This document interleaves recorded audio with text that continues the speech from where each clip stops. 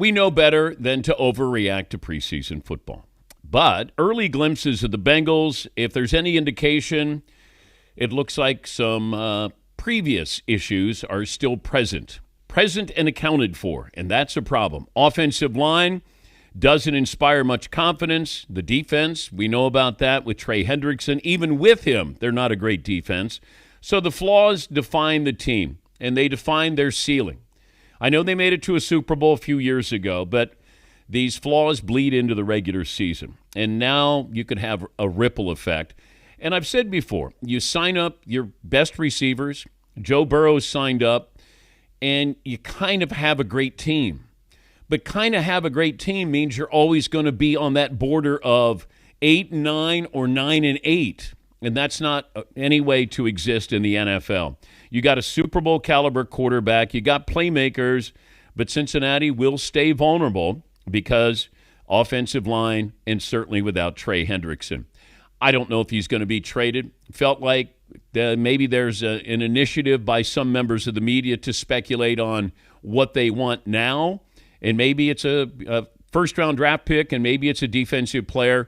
I still go back to, if you knew you weren't going to sign him to this kind of money, then why didn't you trade him prior to the draft? Because you could have gotten more for Trey Hendrickson.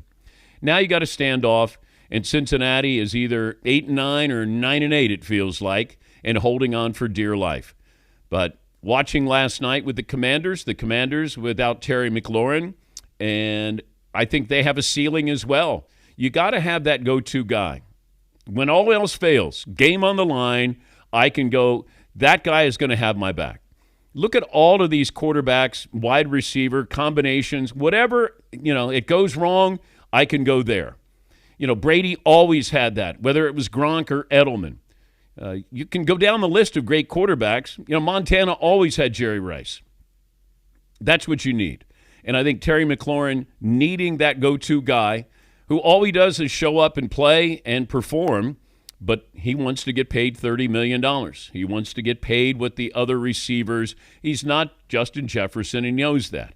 But he's every bit Brandon Ayuk, and he probably says, why can't I get that? I'd rather have him than DK Metcalf. But the Steelers, probably overpaid for him. So you start to look at these now a couple of weeks away from actually playing football. Now it becomes a real issue. I still think Micah Parsons is going to get done. I don't think they're going to trade him. I think they'd be crazy to trade him. I think it's, once again, Jerry is going to let this play out, get the publicity, swoop in and say, look what I did, now let's go play football.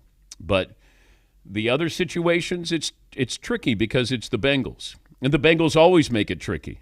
And then you have the Commanders. You do have new ownership here, and I was surprised that it's gone this long, unless they feel like he's not the guy.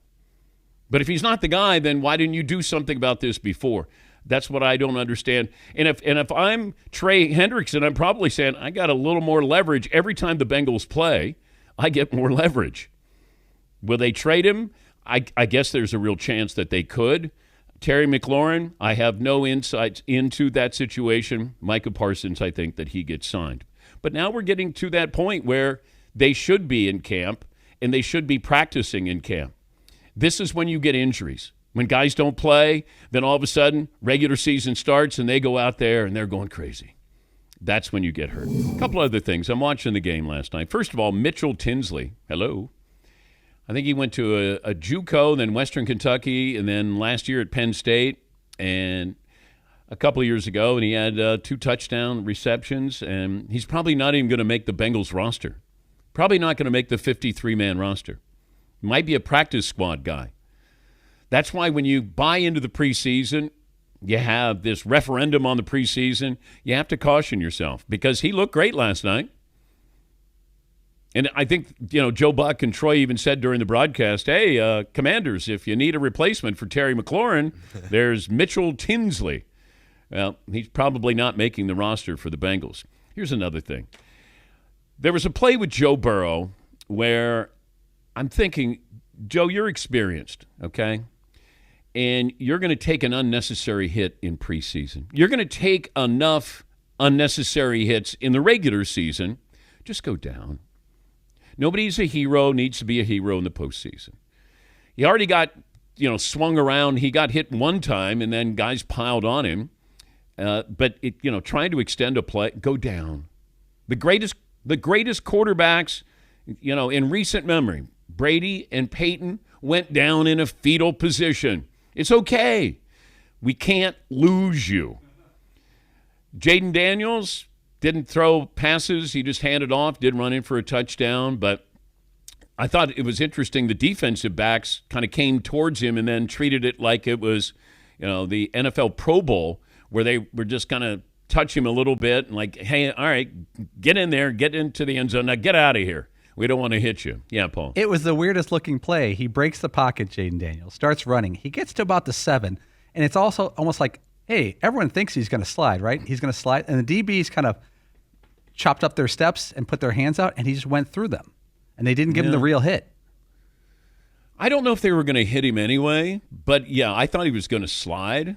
But what you do, when I see starters in the preseason, especially quarterbacks, don't be a hero. The guys who were trying to make the team, maybe the backup quarterback, whoever it might be, I understand the extra effort, but Joe Burrow has nothing to prove. Jaden Daniels, even on a run, has nothing to prove. But that's when you have one of those moments where you go, there's our season right there.